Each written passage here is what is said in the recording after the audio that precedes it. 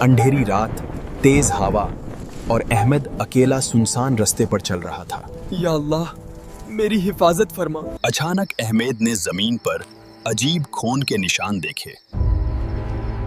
ये किस चीज के निशान हैं? अंधेरे में एक खौफनाक हंसी गूंजने लगी। तुम यहाँ से जिंदा नहीं जा सकते हैं। डरते डरते अहमद को जंगल में एक पुरानी मस्जिद नजर आई। बस अल्लाह ही बचा सकता है। मस्जिद के अंदर एक सियाह साया अहमद को घूर रहा था। कौन है वहां? अहमद ने कुरान की तिलावत शुरू की और मस्जिद का माहौल बदलने लगा। औज़ु बिल्लाहि मिनश शैतानिर रजीम। तिलावत सुनकर शैतान तकलीफ में चिल्लाने लगा, बंद करो ये तिलावत। अचानक मस्जिद नूर से भर गई। अल्हम्दुलिल्लाह। अल्लाह के कलाम के सामने शैतान कमजोर पड़ गया।